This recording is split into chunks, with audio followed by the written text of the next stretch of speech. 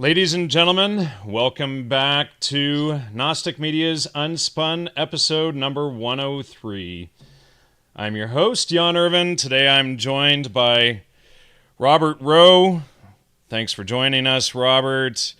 And we've got a great show coming tonight. We've got a lot of stuff to cover. This is deep. I appreciate, by the way, I should mention that I appreciate the donations that came in this week. Some were mailed, etc. Also, who was it? Just sent a donation a few minutes ago. Brad, thanks for that. I appreciate that. But, so, this is a subject that we've been hovering around for the last 6 or 8 months, and Jacob Duhlman has really delved into a lot of the history of the cover-up of, Joseph Scaliger and all of that. But there's also another angle that we discovered, myself, you, Robert, a friend of mine, Mark. Jacob has helped on some of this, and maybe some other people have been somewhat involved in sort of fleshing this history out. We also discovered a lot of it because of Professor Anatoly Fomenko out of the University of Moscow. So thanks to him for those, discoveries. I've only read about 1.5 of his books. We're not basing this really on his theory, but our own discoveries, just as Jacob has done. And, so several months back, I guess, I kind of stumbled across the idea, and I mentioned it to you, Robert, that I felt that all of these books went together. Right. And you found a lot of scriptural precedents to support that. Right. And then that sort of began an avalanche of information that hasn't stopped. And you and I have to be careful, all of us, because every time we crack open a book, it's like a whole avalanche of information falls out about Tartary. Exactly. It's been just really mind-blowing, just like branching out of, things that Fomenko was doing and what Jacob Duhlman's been working on, and seeing how all of these different pieces fit together, and, and then just coming to our own little facts and things that we've been able to find because of those things. It's just, it's pretty mind-blowing. Well, and I want to start off. Somebody had asked a few minutes ago in the chat, what is Tartary? So I do want to cover what was Tartary. And so I'm going to show that up here on the screen, and I'm going to cover us up here for a second while I'm showing that. But, so Tartary here, and this is one of my favorite images here. This shows Grand Tartary. But, and this was really before they perfected maps. You can see it in this one going all the way from the coast of Europe all the way across Siberia, encompassing most of China, parts of India, all of Japan, parts of Korea, and it even went across the Pacific Ocean into the Americas. This was one massive, massive country. And, if you want to understand it in terms of how they might refer to it, it was the Old World Order that is juxtaposed to the New World Order today. And Tartary was the largest empire that the world had ever seen. And it was it was a kingdom. It was basically composed of 12 hordes or 12 tribes. And there was the northern section and the southern and eastern, all of this different stuff. But so, and we're, like I said, we've been spending the last 6 months just getting our minds around this story. But, so things like, first off, things that people need to understand right away is like there's farces that we've all been fed, like the Great Wall of China, for instance, right? It was the Great Wall of Tartary, and the openings to the wall were on the north, not the south, and it was to keep the Chinese out, not the Mongols. And Mongols were or really the Tartars. Right. That's why it's so difficult, because of all the inversion and everything that's been going on, all the, fuckery, lack of better wording. Excuse us, kids.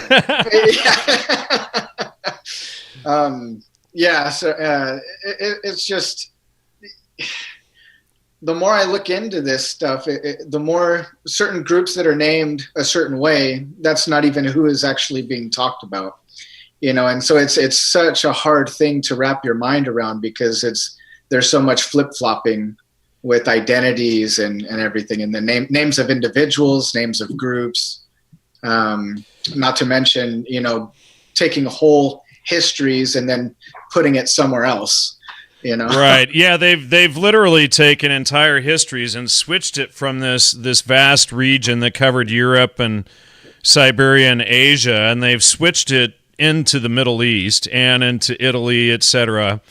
Basically, I know. Yeah, it's just so vast. Yeah, where do we even begin for this? So how we'd originally come across this was probably flamenco, and then you start looking it up, just typing it in and just going, wow, this is real. And then the more you look at it, the more you realize everything about Tartary was fake. Like, for instance, Tartary has been likened to hell. In fact, if you look up the word Tartary in the dictionary, it says hell. Yeah. And, so they've actually gone through and they've inverted everything about it.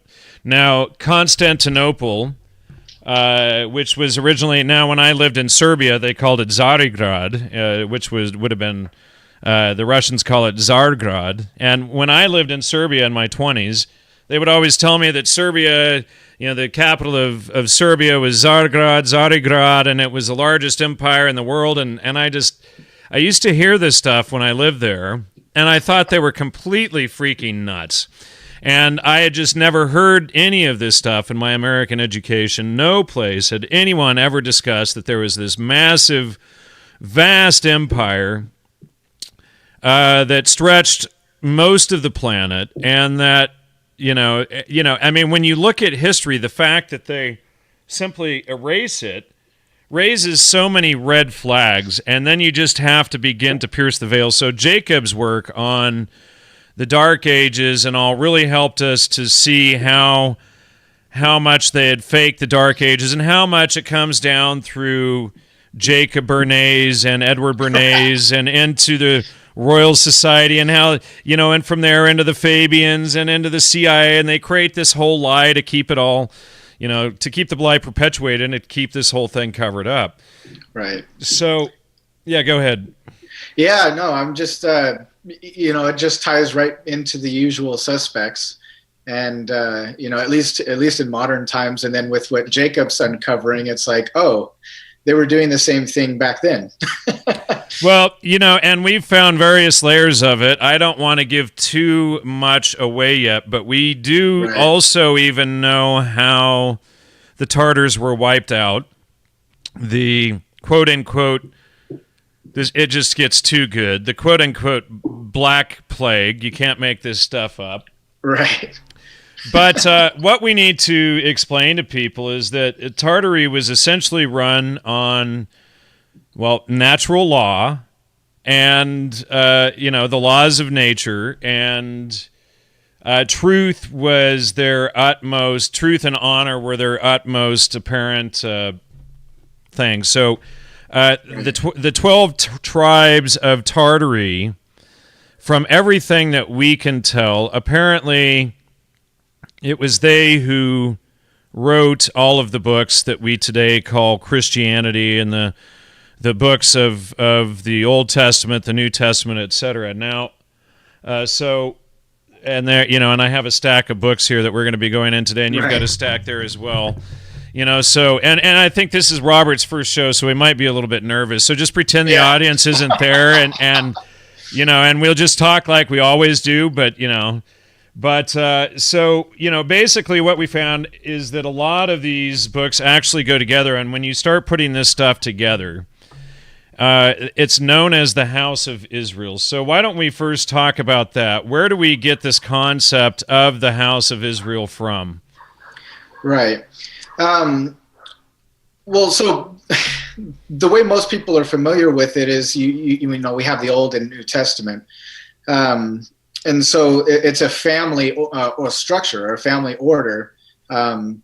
Israel, you know, had these multiple wives, and he had these descendants or whatever, and that's pretty much what made up these different tribes, because there was firstborn of each tribe that would have a natural right or a natural claim to certain, you know, inheritances and so forth. And that's where you get into some of the arguments and bickering between these different religions even. Like the descendants of Ishmael are recognized, at least in modern times, as the Arabs, or the people who follow the Quran, you know, lack of better way to say it. And so it's just really interesting. You know, we have these different tribes, and we're familiar as Westerners, we're familiar with the Old and New Testament, but we don't look at any of these other books really. But there's more tribes than just Judah. And the Old and New Testament is supposedly supposed to be associated with Judah, and the record of the dealings with the house of Judah in relation to natural law and truth. And so you kind of have to start asking yourself the question, well, what about all of these other tribes? Like, what are their records? You know, what is their dealings in terms of natural law, and what things did they discover and figure out, and where did they record it? That'd be an important thing to know, to have that information. You know, it's just funny that everybody keeps all of these things separate as if they're a different, you know, quote unquote religion. Right. So yeah. So essentially, what we're saying is that, you know, and I've got all these books here, and each of these books actually talk about this. So at first, this is going to kind of sound off, but when you realize it, this is why all of the religions actually seem at contention with each other when they're actually not. And it's because it would be like when you realize that each of the books is actually like a chapter of a larger book, and they weren't just books unto themselves. So you have, for instance, the Quran. And the Quran would, for instance, go together with the Bible, Old and New Testament. Now, this is the Orthodox Study Bible, and I've got a lot to say about that as well. Now, the Muslims in, where is it here? Now, the Muslims in Shura 2 accuse the Christians and Jews of hiding, and I'm going to show it on screen here, of hiding the testimonies, and so you can see they conceal the testimony. Who is more unjust than those who conceal the testimony they have from Allah? And then let's see, the people of the book know this as they know their own sons, but some of them conceal the truth which they themselves have. And then it talks about Allah will bring you together. It's like it. There's all of this same wording, and if we go into, if we go into the Bible, we see in Ezekiel 37:15-28, it talks there about join them one another into one stick, but up here they talk about the children of Israel, and you see the children of Israel discussed throughout the Quran too. And then you also see mentioned right here in Ezekiel the house of Israel. So this is really important here. Now, we believe the house of Israel to actually have been Tartary, and it was composed of 12 tribes. Now, so when you look in the Bible, though, again, I just showed how the Quran basically accuses the Jews and the Christians of hiding and altering text there.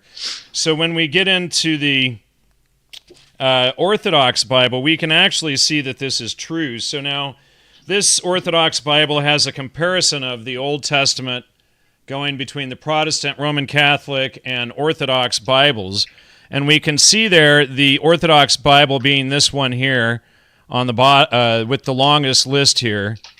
And it's got many more chapters than the Protestant Bible over here. In fact, it's got 12 additional chapters, which is ironic. And then not only that, but it ends with Daniel rather than Malachi. And Daniel has 3 additional books called Susanna, Bel and the Serpent, or Bel and the Dragon, and Hymn of the 3 Young Men. And then we also found out that other books were removed, such as the books of Enoch, Jasher, Jubilees, and then after Jasher, ironically, there's an additional 12 books that were missing. But essentially, all of these books, when combined, and I should also mention another important one that only makes sense when you delete the Dark Ages, is this one, the Book of Mormon. Right. So right. you know, and so these all actually end up fitting together and coinciding. When you stop thinking in terms of the fake Scaligerian history that they've created and given us, and when you go along with understanding that the Dark Ages were faked, and with the understanding of Tartary and its collapse, suddenly all of these books make sense. And I should also mention, here's another one of the books that goes with it, the Mayan Popol Vuh, and right at the beginning of the book, it starts off talking about them sailing away and them being a conquered fallen people, Right. And we haven't really gotten into it yet, so if anybody wants to start jumping into this research as well, a lot of the Chinese texts look like they might possibly be a part of it as well, like the Taoist text, Confucian's text, and those things. I personally haven't started digging into all of that yet, but I do know that the Chinese language itself, the characters, their writing system, the traditional characters, when you start going through and breaking those characters apart, it actually teaches things like right out of the Bible. So there's a connection there as well within the Chinese writing itself, which is probably why the Communist Party in China and over there is trying to get rid of traditional characters altogether. Now they use what they call simplified characters, and a lot of people are even starting to go further than that and use pinyin, which is the romanization of the Chinese language. So they're trying to separate everybody from all of this history, because when you really look at all of this stuff and you analyze it, these things start jumping out at you. So which one do we want to go into first? Well, what I want to do is I want to blow some people's minds with some of the discoveries that you made. Yeah. I think why don't you introduce the world to the real history of Genghis Khan? Right. So Genghis, our man Genghis, Genghis. Interesting thing. So when you look at his father, and I don't have it right in front of me, but if you look I do. Hold on a second. Let me Okay. just pull that up here. I got it way down here. All right. Here it is. So if you go on to like Google Translate and you translate Genghis's father's name, and why don't we just do that? I'll pull it up here. Let's see. Sorry, folks. All right, so just so people can watch this as I do this, we're going to type this into Google Translate, and that's Genghis Khan's father's name, hero of Jesus. Now we're told that these were Buddhists and Buddhist shamans. Right. Some of them might have been Taoist. It was anything but Christian. Now, let's talk for a second. What does Genghis Khan mean? The name itself. Oh, Genghis Khan. Yeah, because that's not his actual given name. No. So Genghis Khan is King of Kings. So Genghis Khan is the King of Kings, and his father was the hero of Jesus. Now Genghis had mounted warriors that used to ride around all over the plateaus, Right. Now, what were these mounted warriors called? Tartars, or Tartars. What's interesting is when you translate that, or you start looking into the etymology of that, you'll find that some sources will say that it means mounted messenger. So you've got the King of Kings with the hero of Jesus, and he's got mounted messengers. Now these are Mongolian Buddhists, right? And the official history that we're told from the bullshit rewritten accounts of Marco Polo and all of that, right? I mean, because Marco Polo mentions Tartary, but somehow, they've erased all of this. Well, and then any artist renditions of him, he's dressed like a Tartar. He's not, at least that I've seen. I haven't seen him dressed like, a Chinese person or anything. He's typically depicted wearing Tartar clothing, which that leads to another thing. So people are probably familiar with the Scottish tartan, like the scarves or whatever with the patterns on them and everything. Well, when you look into the etymology of that, it goes right back into Tartary. So it shows you that and the patterns of their colors were their family patterns, right, or whatever. That was their clan, their sub tribe or whatever within, because they all confederated. All these different clans and families, they all confederated to ensure each other's sovereignty.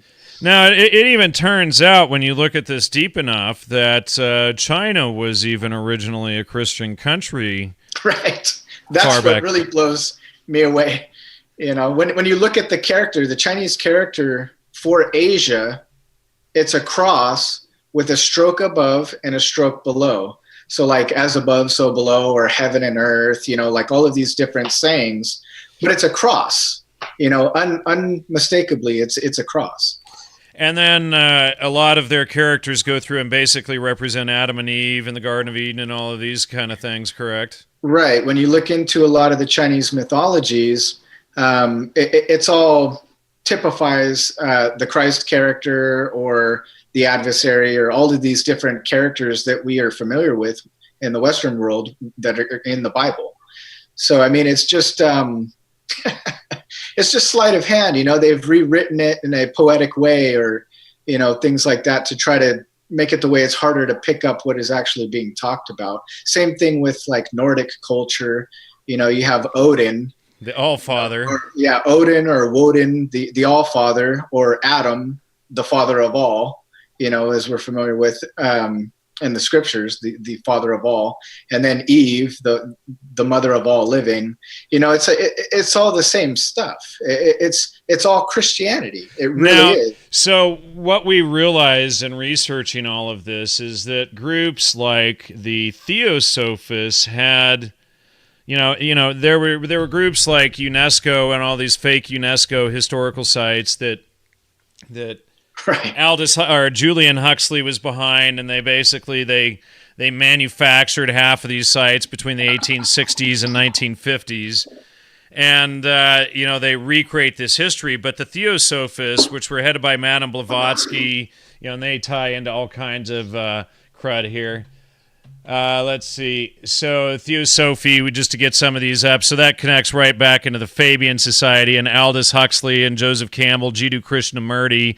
I mean, that's the core of MK Ultra right there. We go right up to Emanuel Swedenborg and these things. But, so this all ties in one step down, goes right back into MK Ultra. But what we have with Tartary and with Theosophy is that they manufactured this false evolutionary history of Christianity to cover up Tartary's natural law and their belief in truth as God, right? And they even created a whole deity system to cover up that God was truth. And right.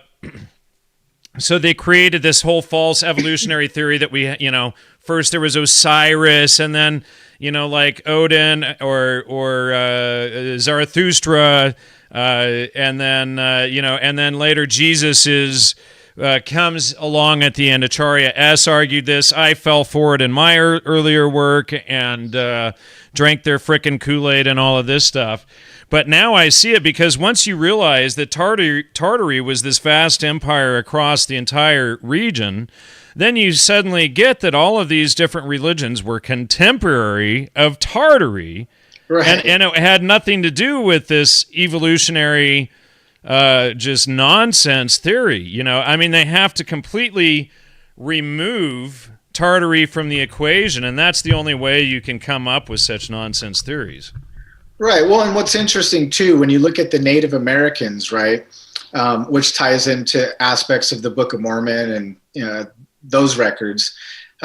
What's interesting is when you look at the Native Americans as a nomadic people, and then you start looking at Tartary or the Mongols as a nomadic people, their cultures are, for all intents and purposes, they're essentially the same, and they're talking about the same things. They have same customs, a lot of the same things. I mean, and that's why there's confederacies that were along with the civilized tribes.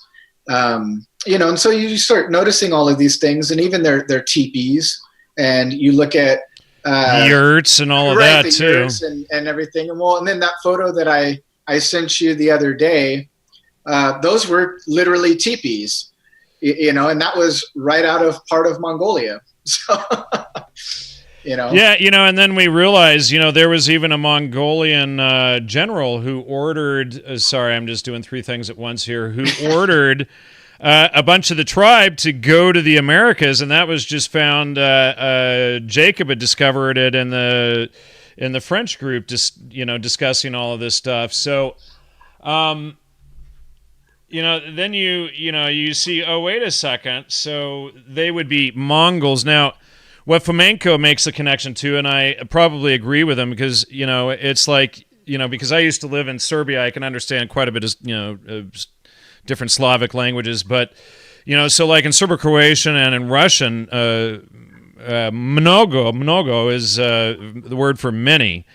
So and then you have Mongol, and you just add some vowels in there, and you get mnogo, right? Right. So they and then you realize, like, and even like the fake Tibetan Buddhism nonsense with the CIA agent, the 14th Dalai Lama that heads it, and right. he's a communist who's afraid of the Chinese communists. He's a full-blown Marxist and all this crap. Right. But that religion was basically, he somehow got away. And he somehow got away. But that whole religion was created basically in the 1490s as Tartary begins to collapse. And so then it's not even an ancient religion, but they make it up like this, like it's this ancient thing, and they basically just created that out of Tartary Christianity. Now, what people have to realize is that Tartary Christianity, it wasn't like what people think of Christianity for the most part today. It's totally right. Based in truth and honor. Jesus was essentially the hero that you strove to be during your lifetime, and then Genghis Khan was like the most purified representative of that, and he represented the 12 tribes. Right. Would you agree with that? Right. I mean, for everything that I've been looking at, I mean, that seems to be the case. I mean, he fits the description, and then when you start picking away a lot of the false, accusations and things like that. I mean, it just happens to be in line with modern propaganda about other people, that we, either find out are either good people or we find out that they're bad people, right? And but they follow the same line of propaganda against people, and it's just too unmistakable. Arthur just made a donation. Sorry for that, Arthur. I didn't mean to have it pop up on the screen there. So I appreciate that, though. Thanks for supporting the show. Somebody says tartar sauce is from Russia. Basically, the irony is that all we have left of Tartary almost in the official history is tartar sauce. Right. So here, I mean, people have to really wrap their heads around this. The world's largest known global power is Ever. not taught. Ever. Is not taught. Like, it's not even mentioned. Not even but given lip service. Right, and I mean, we're talking the largest empire ever in the history of humankind, and so their messengers would ride up on people and be like, yeah, our rules are honor and truth and natural law, Right. You're either with us or you're the enemy. And so they expanded over most of the planet. And, so this is actually the story we get of suddenly Christianity expanding all over the globe. It wasn't this fake, Vatican Rome built in the late 13th, early 14th century.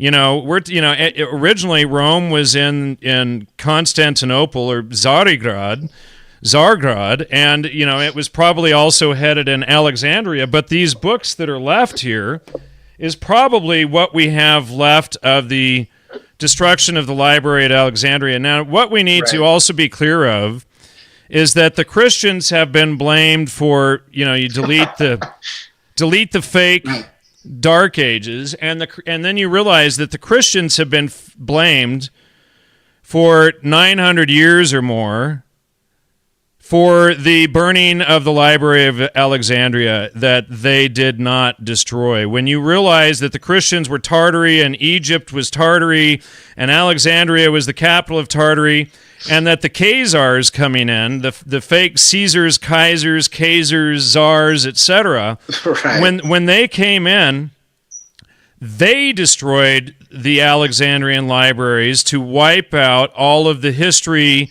of the knowledge of Grand Tartary. Oh, exactly. And it's continuing even to this day. I mean, just think about the past, major conflicts, armed conflicts that we've had, these wars, world wars, and otherwise, all these different wars in Afghanistan or Afghanistan. You get the joke, everybody. It's Afghanistan. We're actually today still at war with Tartary, hundreds of years later. Right. Yeah, and then what's the capital of Afghanistan? So I mean, Afghanistan is like a modern Kabul. Yeah, Kabul, and then Kabul Khan. It's like. Wait. I wonder what it could be talking about. Gee, I can't. And so, folks, when you get this, then you begin to understand the Soviet Union and all this stuff, because what they did is they created the Soviet Union and the Iron Curtain to basically go in and murder 70 million people and wipe out the history of Tartary. And then they did it in China as well. And all of these wars over the last 400 years or so, you can actually see them going through and cleaning up and covering up Tartary, which probably includes the Maya and Cortez as well. Right. I mean, it's really incredible stuff. I mean, it was literally a global order. And that's why, it was always funny to me before, and it took me a long time to actually make the connection. When you would hear these people talk about the New World Order and everything, right? And but if there's a New World Order, I mean that means that there had to have been an Old World Order. But nobody ever talks about, well, what was the Old World Order? And it was literally this entire history that is not talked about whatsoever. So, and when you get that Tartary collapsed at this time and all of its people were murdered with the Black Plague and all of that, then you can see that when the new Catholic Church comes about in the 1400s in Italy, and they built the whole thing lock, stock, and barrel, then you can see the breakup of the church and Protestantism and the Anglican Church, etc., suddenly happen, and then everything shatters and splits because it's no longer the true Tartary, Christianity based on natural law and truth. The whole thing was subverted. The people were murdered off. They murdered 50 to 70 million Europeans with the Black Plague. Like 30 to 60% of Europe's entire population was murdered off. Right. And then you have these different branches, of Christianity, even just within Catholicism itself, or so-called Catholicism.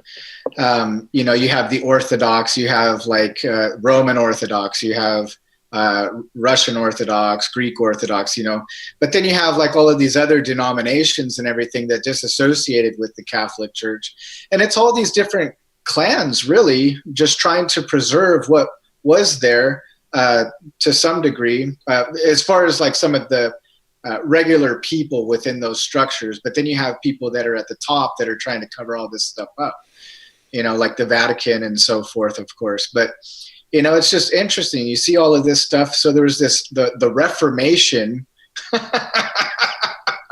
it's like the Reformation of what? Yeah, and basically they went through and they rewrote everything, and they had the false witch hunts, and then they went through and they burned all of the books, and they rewrote them under Joseph Scaliger and Dennis Batavius and everything that Jacob Duleman has exposed on the show already. Right. And they went through and they rewrote everything and then re-released these books in patterns of 333, 1052, and 1800 years, and they threw them back into history like frisbees, to cover this whole thing up. And then we've been... Wow, somebody just made a donation of $125. Thanks for that, Social Monkey. I really appreciate that. Nice. And so, so then we see how, the church was fractured. The fake Vatican was created, and then it is blamed. Christianity is blamed for the destruction of Alexandria. They're blamed for all of this false stuff that they didn't do. They were, and we'll go into more of this next week. But the Christians were falsely blamed for the Salem witch trials as well. Right. And this will connect back into the destruction and wipeout of Tartary. Which just, it's amazing the level of cover up here. So. So I'm going to show this on screen here. In 1347, the siege of Kaffa, now Feodosia in the Ukraine, attacking the Tartar army, had an epidemic of plague. And then they say the Tartars did this to their enemies. But this was, when you get it, and there's more records that we've been going through and seeing all of this, but Tartary itself, like 50 to 70 million people were murdered in... this Black Plague that was actually bio-warfare used against them. Right. It's it's like probably one of the worst things that has ever happened in history, and like I think a handful of people know anything about it. It's it's a travesty, really. But at least we're moving forward, and we're starting to figure a lot of this stuff out and be able to uncover a lot of this. So, well, and we have some show notes here. Why don't we dive into some of this, because we've got some really good notes and stuff in here to go through. But probably up at the top here. But so with Tartary, so we know that they go through, they rewrite these books. They take out, in my estimation, is they took out at least 30 books out of the Old Testament, and then they split. Oh, one thing I should mention is that I do believe that the breakup of the books is known as what we call today the Tower of Babel. Right, and it does have a connection to language as well. You have all these different dialects and everything just within the region of China itself. And then, you go into Russia, there's a ton of different dialects and everything. It's a part of how they're working towards erasing a lot of this history is using linguistics, and it's just, I don't know. It really blows me away. It's like when you start to realize like, this is real, it's like, this was a real history that nobody's learning. Nobody's getting anything out of it. So all right. So let's dive into some of these textual references now. We already kind of covered Ezekiel and the Quran, But so and there's a whole lot more of these, but I do want to cover some of these from the Book of Mormon because it starts talking about the same thing. And again, one thing that the first thing people are going to say is, well, that's Masonic. Again, you have to just skip the last, skip everything that everybody's ever told you if you haven't read it yourself, right? And just, first of all, just, hear us through, because people, I know they want to react to, what they heard from South Park or whatnot about it. So. Right. I would encourage everybody to really just throw everything that you think you know from second, third, and fourth hand accounts, and just really look at these books. That's how you get the grammar. You look into all of these things. Worst case scenario, if you come to find out like, oh, this is, these are all bad groups or something, at least you understand why or how, and you have all of the grammar and logic. Now you know your enemy, right? Right, exactly. And so, I mean, that's worst case scenario. But so far from what we've been able to look into, it's like, this is the stuff that everybody should want to know. And it's like, exactly why it's like Sun Tzu, right? Yeah. And just, if you want to know your enemy, study them. So why wouldn't you want to know this stuff? But again, it's like, if you start looking at this from another angle, you start realizing that something else is, entirely going, something that we can hardly even broach. It's so vast and how much they've covered this up. So let's just go into some of these Book of Mormon texts that talk about this. Why don't you read that second Nephi quote there? Second Nephi. Where do you have that at? It should be on. I have it on page 4. Oh, page 4. Okay. Let's see.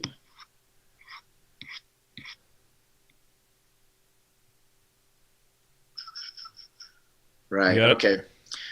All right. So this is out of second Nephi, starting in verse 6.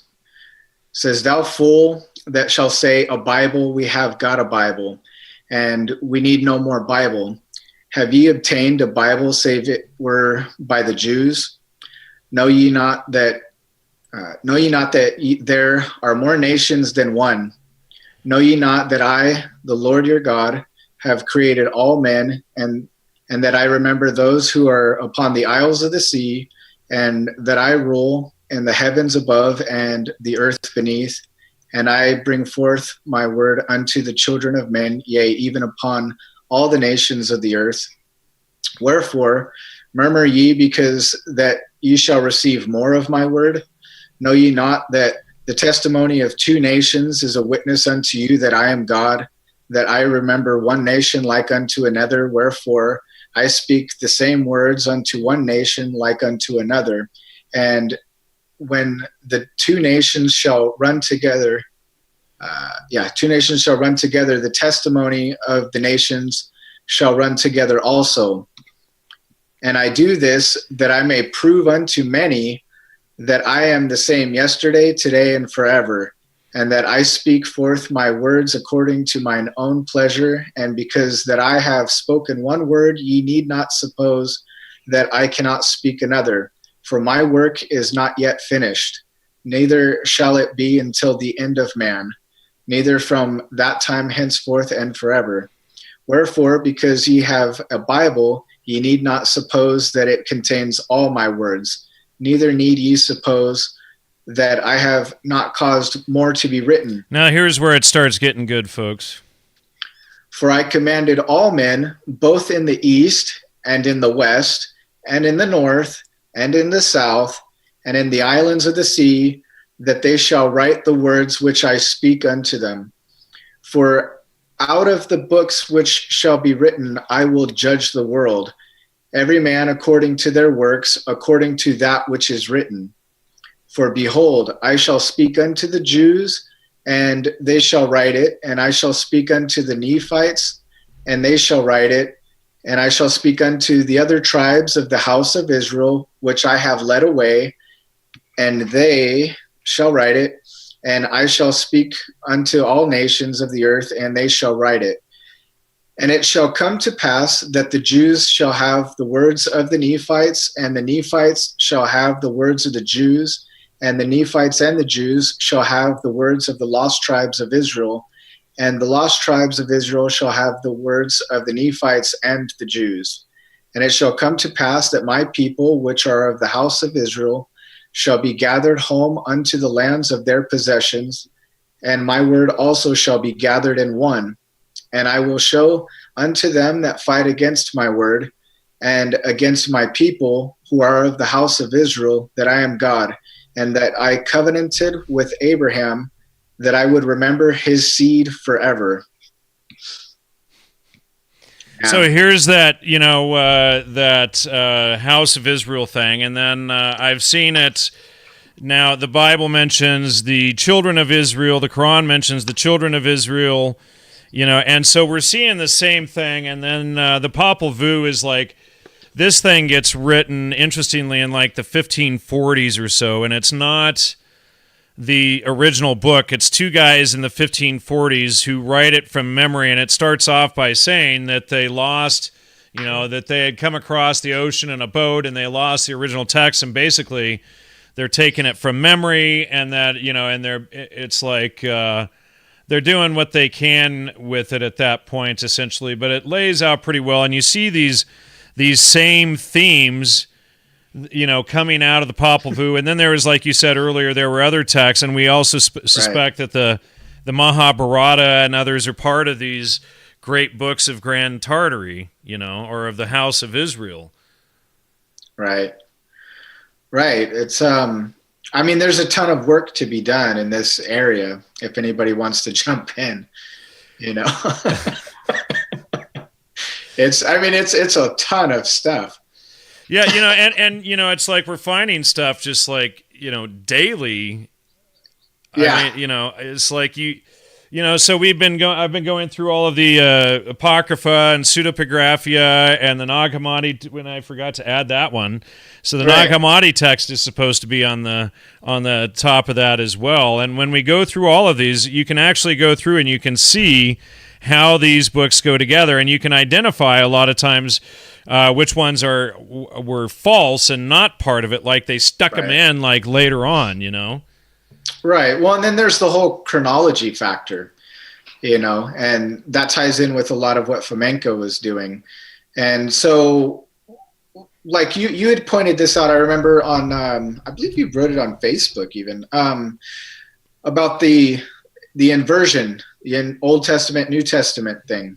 If you want to talk about that. Sure. Yeah. Oh, well, that's huge. Well, and that's a whole other episode in and of itself, probably. Well, just to, and that had started a big thing back last July too. But, so I had just suggested, what if the Old Testament came before the New? And then, that caused a big old... People freak out. People freaked out over the mere mention of the idea.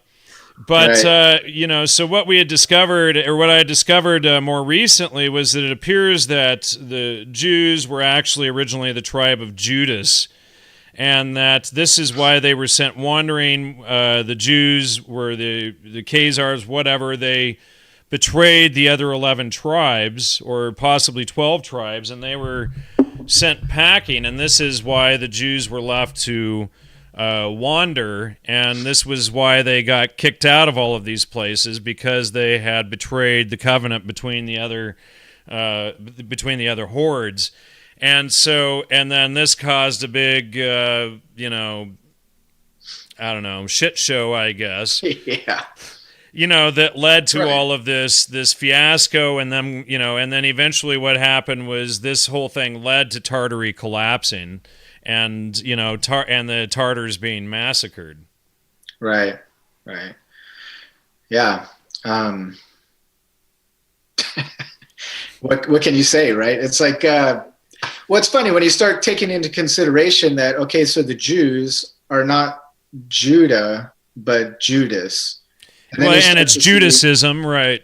Right, it's Judaism rather than the books of Judah. in that context, what they're following. That's why, mostly they follow the Talmud rather than the Torah, and then they give lip service to the Torah, but then they have this whole other set of texts, which is funny because it's exactly what Christ was condemning and saying, don't follow the laws of man. Well, that's what the Talmud is the laws of man.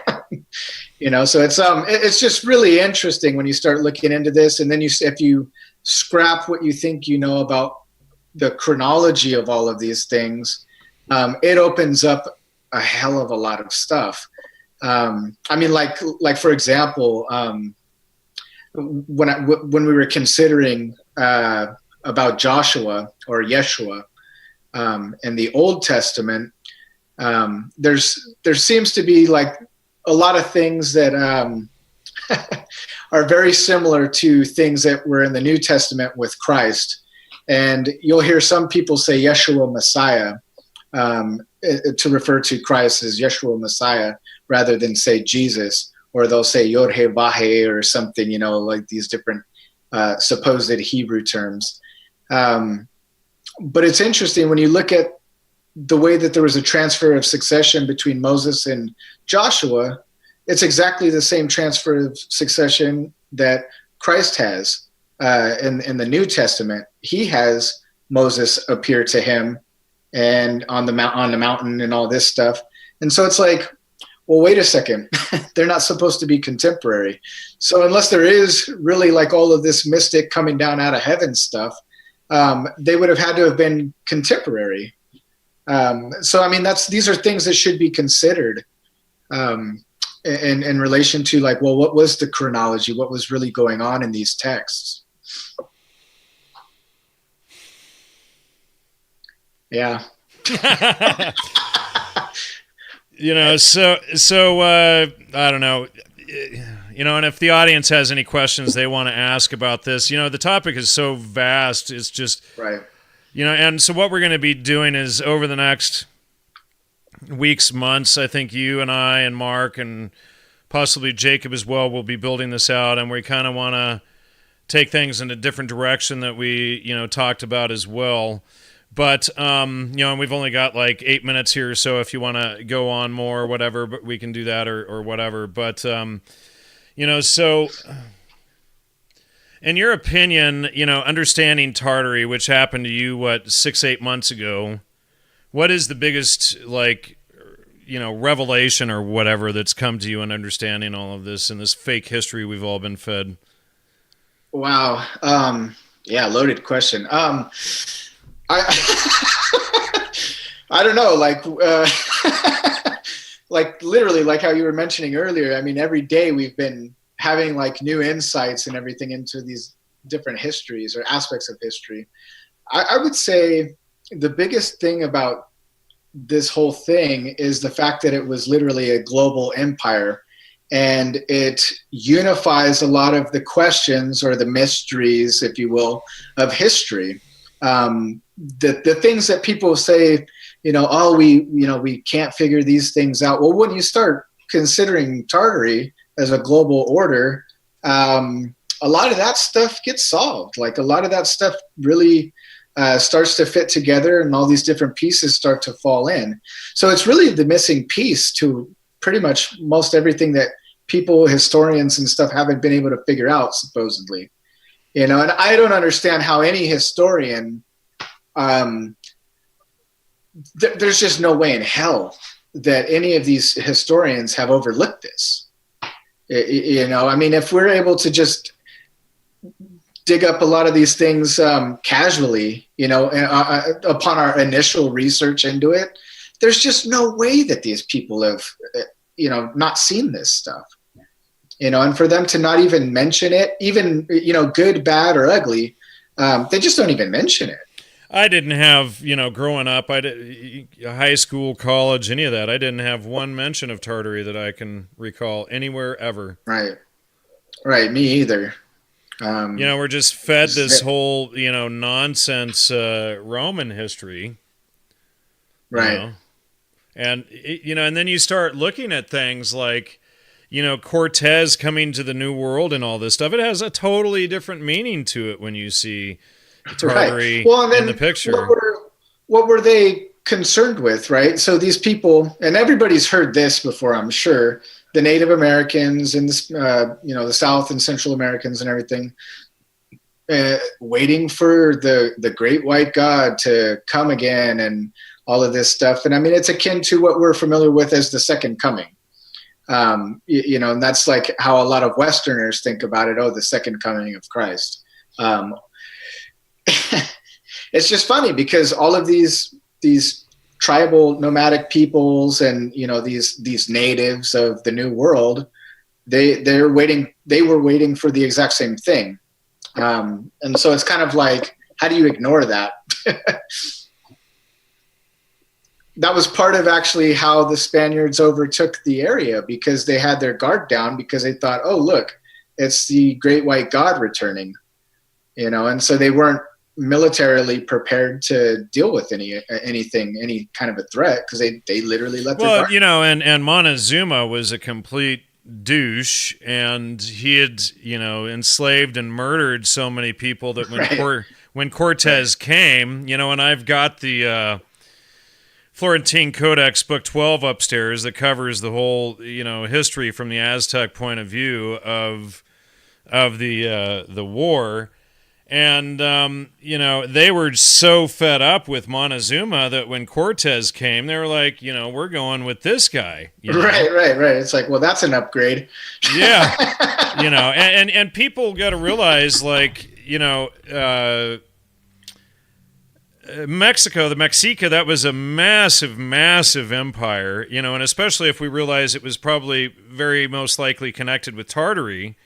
Right. Or like a branch off, something happened and they were distanced from Tartary. But when we see all of this, Cortez rolling in and doing all of this, the Indians, are bad term, and the Mexica was just one tribe. There were dozens, hundreds of surrounding tribes, but they see Cortez come in and they say, we're done with the Mexica, we're joining Cortez, and, they helped Cortez wipe out the Mexican Empire. And that's like what most people don't want to understand about, this whole history, but you can go in and read about it from the Aztecs themselves. Right. Right. And something to be clear about too, since we're talking about, religious texts, we're not endorsing or telling anybody to join any church or anything like that. We're just saying, you have to look at these texts so that you can start to make these connections and figure out what is actually even being talked about. Because a lot of these organizations and everything, they're pretty much there for misdirection. They're there for control and stuff, to keep eyes on people, make sure they don't figure this kind of stuff out. And that's why you'll specifically have at least all the Christian groups I know of, they'll tell you don't read the Quran. And most of the Islamic groups that I've been around and stuff, they'll tell you don't worry about the Bible, and the Jews will tell you don't worry about either. And it's it's everybody's, these different groups, they're telling you don't read each other's stuff. It's like, well, why not? Yeah, another thing I wanted to mention too is that one of the biggest things I've seen, one of the biggest mistakes I've seen, and I've made it myself, is spot reading these books. Yeah. All of them, right? All the way through. Right. Or looking at a second or third opinion before reading it yourself. Right. Yeah.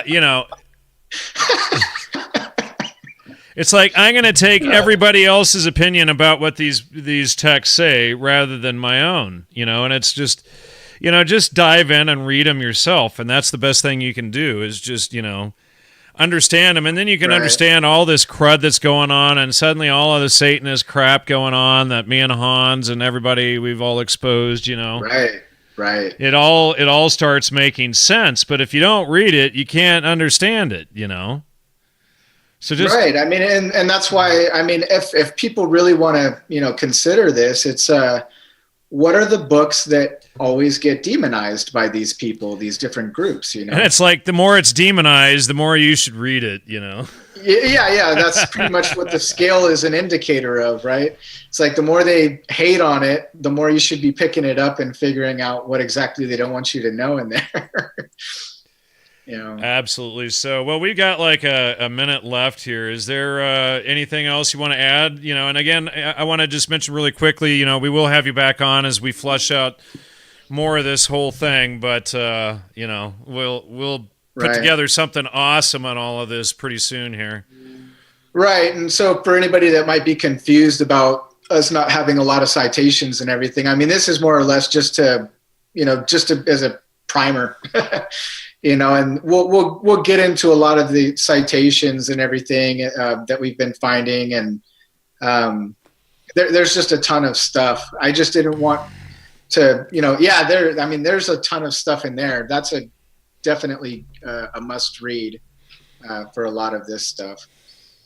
But yeah, just people really need to start looking at these texts, and then as we continue through these episodes and start really digging into everything, it'll make a lot more sense as we start to talk about stuff. Because if you're unfamiliar with them, it'll be like we're speaking a different language. But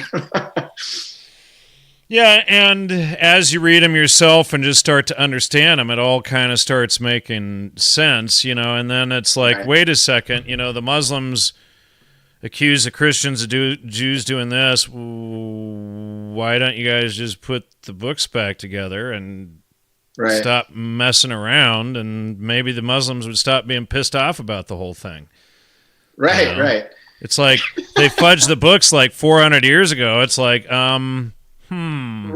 And so, because I just recently went to a mosque because I was investigating and trying to see, like, if there was other things that I should consider reading and stuff. And they had a pretty amazing library, I have to say. But what was interesting is they have the perspective that because these other records have been tampered with, they just discard them. They won't read them because they think, well, it's been tampered with. I don't need to read it. It's been tampered with, and they're worried about being deceived and things like that, which is a legitimate concern. But you still have to read that stuff to figure out where the error and everything is. If there is, and that's that's why it's so important to use the trivia method when you're going through this stuff as well. It's absolutely essential, because then you can constantly check yourself, and does this make sense? Is it in line with logos, etc.? Is it totally off? Right.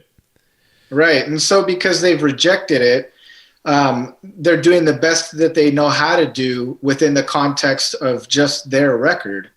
And that's why there's some error, and then, but if they had the New Testament and so forth, then they'd be able to see, like, oh, that's why this keeps happening, or, we've had these problems, or, it puts everything in perspective, and it makes everything jive together, where it becomes very simple over time to see exactly what you should be doing. Well, and we can, when we begin to look at Tartary, and again, this is just, Jacob and I have discussed it some, and we've tried to get it out there, but as we begin to pierce this, suddenly you really begin to see this history that they've covered up from us, and as well why they've covered it up, and why it's so important that they've kept it covered up. Excuse me. Yeah. Well, what's funny, is like, we're just talking about, everybody, come on, you got to read this stuff. We haven't even got into, like, the line upon line principles of natural law that's in there. Because it's just a ton of stuff. And when you start looking at it, it's like, wow, like, this is stupid simple. Like, how the heck did we miss this stuff? And then all of the old cliches that you heard growing up, all the, things that Christians and stuff say. all of a sudden it starts making sense to you, and you just start laughing. Yeah, it really does. All right. Well, we'll have to get back again. I think next week. I think we're going to be talking about the Salem witch trials and Harvard's darkest secret, and so that'll be exciting. Thanks everybody for donating and supporting the show. Can't do it without all of you. So anyway, much appreciated. And Robert, thanks for coming on. Look forward to having you back again. You know, we're going to dive into lots of stuff here. You know, we might, like I said, switch things up entirely over the next several weeks or so. But anyway, thanks for coming on, and we will Thank you for having me. And just one more thing I would suggest for people to do is, as Jacob and everybody has mentioned before, you know, this stuff isn't cheap. You know, buying a lot of these books and everything. So everybody who can, you know, or feel that this is worthwhile information, just send Jan a donation. You know, he uses it sparingly, and he uses it for research purposes and everything, and to keep the lights on. So let's support Jan in that, and, you know, give him appreciation for bringing, you know, the trivium and everything to a lot of us. And just thank you, Jan. And I really appreciate that. All right. Well, thanks everyone. Good night. We'll see you next week. We're going to have a really mind-blowing show, and really looking forward to that. So anyway, take care. Until next time.